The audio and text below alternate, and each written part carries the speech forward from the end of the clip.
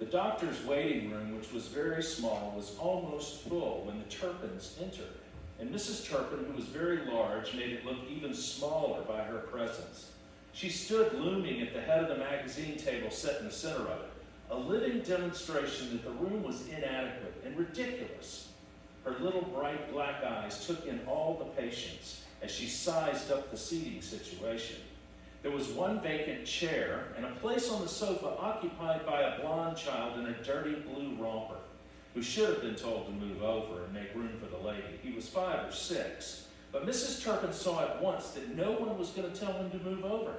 He was slumped down in the seat, his arms idle at his sides, and his eyes idle in his head. His nose ran unchecked. Next to him was a fat girl of 18 or 19, scowling into a thick blue book, which Mrs. Turpin saw was entitled Human Development. The girl raised her head and directed her scowl at Mrs. Turpin, as if she did not like her looks, and she appeared annoyed that anyone would speak to her while she tried to read. The poor girl's face was blue with acne, and Mrs. Turpin thought how pitiful it was to have a face like that at that age. She gave the girl a friendly smile, but the girl only scowled harder. Mrs. Turpin herself was fat, but she'd always had good skin, and though she was 47, there was not a wrinkle in her face, except for around her eyes, from laughing too much. Next to the ugly girl was the child, still in exactly the same position, and next to him was a thin, leathery old woman in a cotton print dress. She and Claude had 3 sacks of chicken feed in their pump house that was in the same print. She had seen from the first that the child belonged to the old woman, and she could tell by the way they sat, kind of vacant and white trashy, as if they would sit there until doomsday if nobody called and told them to get up. Without appearing to, Mrs. Turpin always noticed people's feet. The well-dressed lady had on red and gray suede shoes to match her dress. Mrs. Turpin had on her good patent leather pumps, but the ugly girl had Girl Scout shoes on and heavy socks, and the old woman had on tennis shoes, and the white trashy mother had on what appeared to be bedroom slippers, black straw with gold braid threaded through them, exactly as you would have expected her to have them on. You have one more, Kate. I don't know if you recognize that, but that is one of my favorite writers, Flannery O'Connor. She's a Southern writer. She was from Milledgeville, Georgia, although she spent some time up in Saratoga, New York. And that is from her short story, which is about 35 pages long, called Salvation. I liked what Brad read this morning, how it started out. The parents have eaten sour grapes and the children's teeth are set on edge. If you don't think the Bible is full like a painting that has 1,000 words, just think about that. The parents have eaten sour grapes and the children's teeth are set on edge. What does that mean? There's so many meanings that we can get from the Bible. Flannery O'Connor makes my teeth set on edge because she reminds me of my own judgmentalism, maybe my own prejudices of judging people based on appearances or where they're from or what they look like. And it sort of makes us squirm a little bit. The parable is a short one. One son says, "No, I'm not going," but he ultimately goes. The second one says, "Yeah, sure, I'll go," but he doesn't go. And there's no real difficulty in trying to figure out what the message is here. But let's put it in context, okay? We've been doing parables. Let me have one more. So, in context, just the day before, Jesus came and cleared the temple, right? And he made a cord, or a whip out of cords, and he turned over all the money-changing tables, and basically turned everything upside down. The priests are pretty PO'd at it. And then the next day, Jesus is what? He's back in the temple, quietly teaching in the temple. And the priests and the scribes come out and basically like, "What do you think you're doing here? You turned everything upside down yesterday, and you're here?" And they ask a valid question. By what authority do you think you can come in here and teach? What seminary did you go to? What rabbi did you study under? And they ask him a legitimate question. And Jesus, of course, like he always does, turns it upside down. They go from a position of authority where they're saying, who in the world do you think you are? We're the ones that have all the power. We have all the knowledge. We're the ones who are preordained by God to be preaching the message here in this temple. And Jesus turns it upside down so that within seconds they're swimming. And they're saying, oh my God, how did we get here? If we say from human beings, they'll stone us. If we say from God, and they're swimming. They don't know what to do. They don't know what to say. But the real thing, we can look at different messages in this, the parable. What's my next slide? So we have the vineyard again. Jesus likes stories about vineyards. You may have heard a ton of sermons on this. One is sort of a Catholic worldview. The son responded to Jesus' word, and his actions were that he went into the field. Therefore, the message is, yeah, you can hear the word, but the important thing is that you actually go out into the field. The next one is more of our Reformed tradition, right? It doesn't have anything to do with your works. What happened is that the people trusted and believed in God, believed Jesus, and they were saved without really even having to go out into the field. I think we can dig deeper, though, and see a deeper message. Two deeper messages, if we scratch and dig a little bit deeper. One of them is what I hope to travel with you on as we go down this journey together. And it is not necessarily a pleasant message. The first one I think we can see is, Jesus says the tax collectors, the tax cheats and the hookers get this more than you do. And they're going into the kingdom of heaven. So you good people are at the back of the line again. But notice everybody gets in. Nobody's excluded. They go first. But your place in line may not be where you actually think you are. Let me have one more, okay? The next one has to do with change and giving up and real spirituality. What I read, inspired by St. John of the Cross, is about fearing death.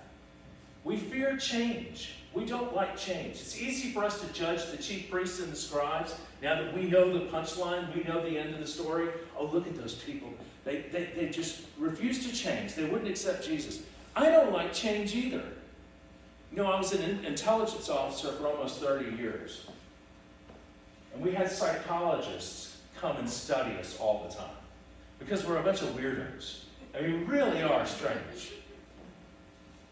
And they would always give us these tests. And once a year, we'd have like 4 or 5 days where we're sitting in a classroom and we're taking the Myers-Briggs for the 30th time. And we're answering all these filling in the little bubbles. And then one of the things that they did one time was, they came in and they said, you can't sit in the same seat that you sat in for the last 3 days. Anybody ever been to something where they did that to you? I hated it. Because I go and I sit where it's just a metal folding chair. But I can't sit there? It really threw me off balance. I don't know what it says about me other than I don't like change either. The chief priests and the rabbis didn't like change either.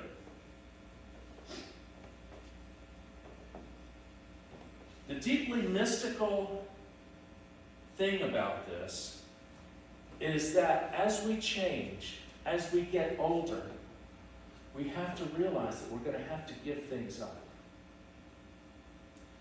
When I was a chaplain at Johns Hopkins, there was a man who was 103 years old. And he was in World War II in the Navy. And I was in the Navy. And so we had a good rapport going. And I would go up and I found pictures of his ship that he served on. And all I would have to do is show him pictures of the ship. And immediately, full color memories came to mind. And he started telling me stories about the skipper of the ship and what he was like. And his name was Charlie, I think, too. And it was just amazing, this 103-year-old man. And he wasn't in there because he was dying. He was in there for like a knee replacement surgery or something like that. I mean, it was a real inspiration. And he told me that he had this way that the nurses would help him up. And the cute little nurse, as he put it, would grab him like this, and their knees would touch, and they would rock. And she would pull him up onto her. And then he wanted to reassure me. He said, Chaplain, I want you to know there's nothing sexual whatsoever.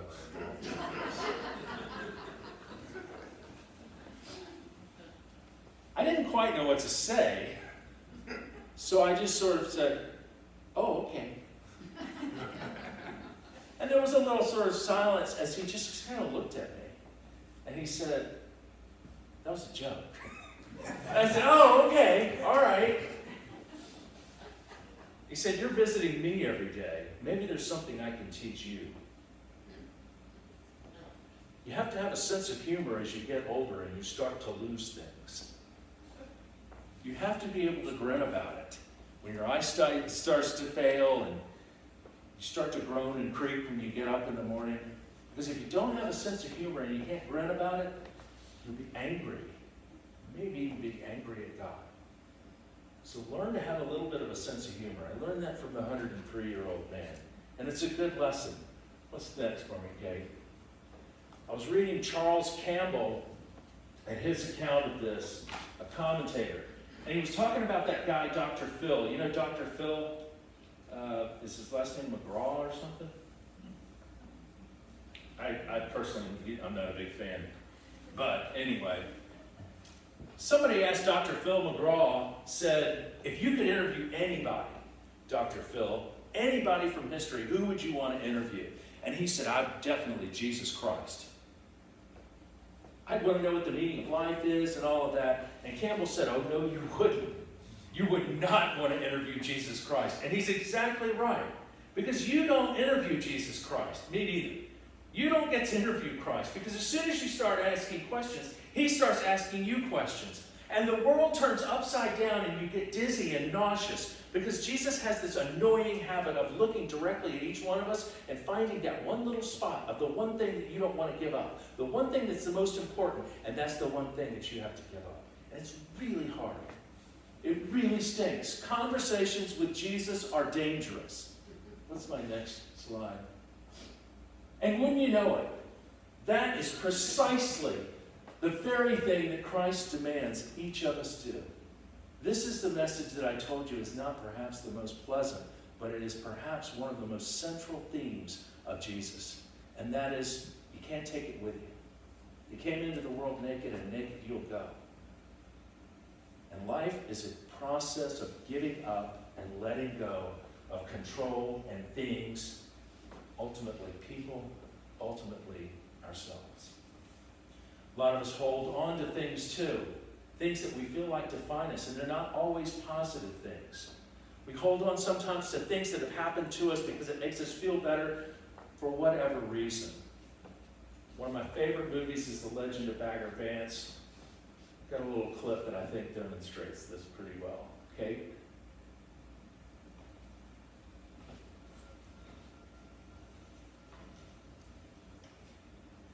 You may have to turn it up. I don't know.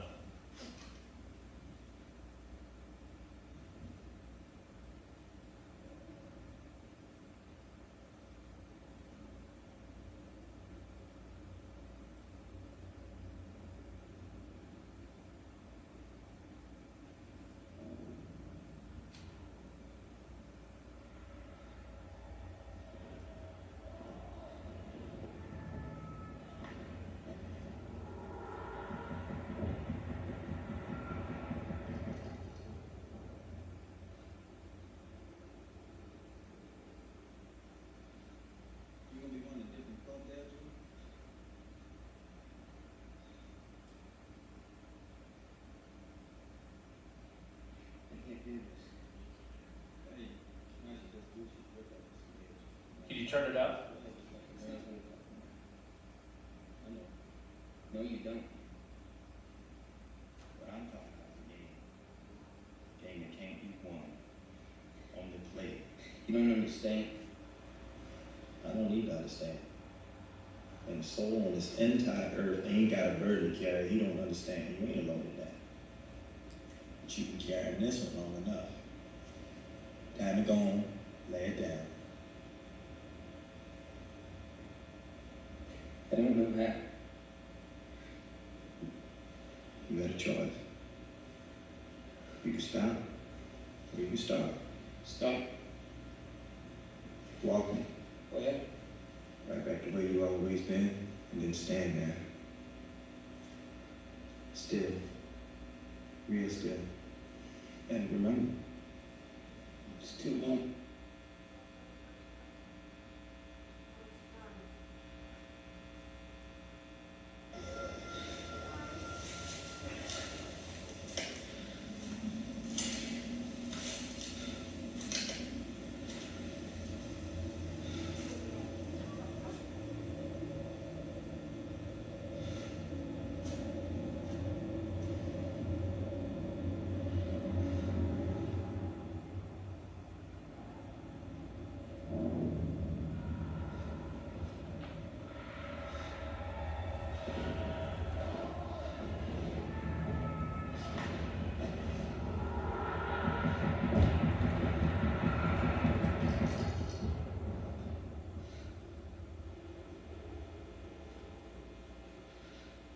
You gonna be going to a different club there, Junior?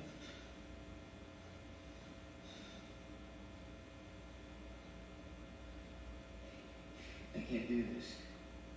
Hey, why don't you just lose your grip on the sledge? You know, man, grip on this glove, it's like it's not gonna block me out. I know. No, you don't. What I'm talking about is a game. Game that can't be won. Only played. You don't understand. I don't need to understand. And the soul on this entire earth ain't got a burden to carry. He don't understand. You ain't learning that. But you've been carrying this one long enough. Time to go on, lay it down. I don't know how. You got a choice. You can stop, or you can start. Stop. Walking. Right back to where you've always been, and then stand there. Still. Real still. And remember, it's too long ago. Almost, I was just a moment ago.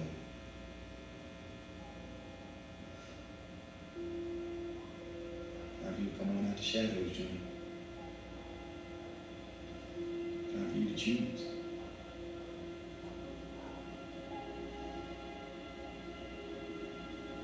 I can. Yes, you can. But you ain't alone. I'm right here with you. I've been here all along.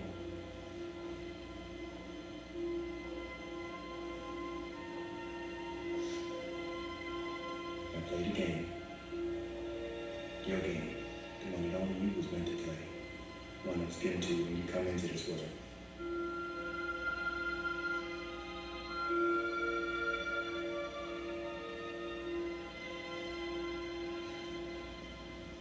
You ready?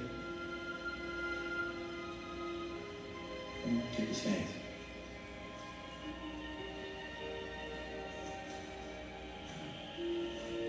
Strike that ball, Junior. Don't hold nothing back. Give it everything.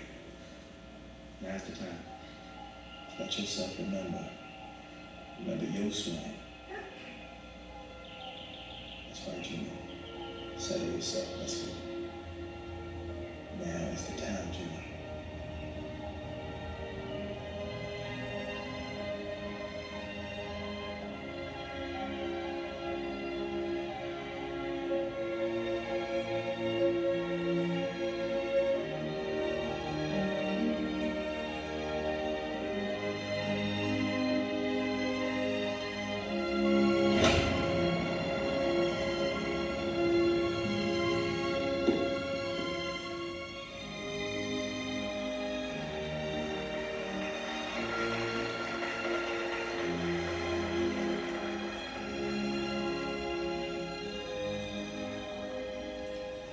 Hey, buddy.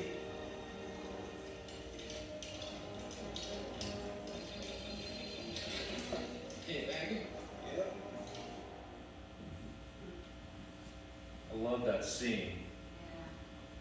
And I couldn't find a clip, but the next words are, Juna says, you know, Bagger, you are one hell of a caddy. And Will Smith, Bagger, says, well, I do the best I can with what I got to do. Laying it all down, being willing to give it up, being willing to face the fact that you're going to have to give it up. Each of us is going to have to give it up. because that's what we do in this life, one stage, one step after another. But knowing that Jesus says, I was with you all along, and I've still been, and I am with you all along. To me, the deep image seems to be from this parable that the first will be last and the last will be first. But ultimately, every single one of us gets to go through the door. And the other part is that Jesus demands, unfortunately, all that we have and everything that we have, even when it makes us uncomfortable. Until the sun slipped finally behind the tree line, Mrs. Turpin remained there with her gaze bent to them, the hogs, as if she were absorbing some abysmal, life-giving knowledge. At last, she lifted her head. There was only a purple streak in the sky, cutting through a field of crimson and leading, like an extension of the highway, into the descending dusk. She raised her hands from the side of the pen in a gesture hieratic and profound, and a visionary light settled in her eyes. She saw the streak as a vast swinging bridge, extending upward from the earth through a field of living fire. Upon it, a vast horde of souls were tumbling toward heaven. There were whole companies of white trash, clean for the first time in their lives, and bands of black Negroes in white robes, and battalions of freaks and lunatics, shouting and clapping and leaping like frogs. And bringing up the end of the procession was a tribe of people whom she recognized at once as those who, like herself and her husband, had always had a little bit of everything and the given wit to use it right. She leaned forward to observe them closer. They were marching behind the others with great dignity, accountable as they had always been for the good order and common sense and respectable behavior they showed, and they alone were on key. You could see by their shocked and altered faces, even their virtues were being burned away. She lowered her hands and gripped the rail of the hog pen, her eyes small but fixed unblinkingly on what lay ahead. In a moment, the vision faded, but she remained where she was. At length, she got down and turned off the faucet and made her slow way on the darkening path to the house. In the woods around her, the invisible cricket choruses had struck up, but what she heard were the voices of the souls climbing upward into the starry field and shouting hallelujah.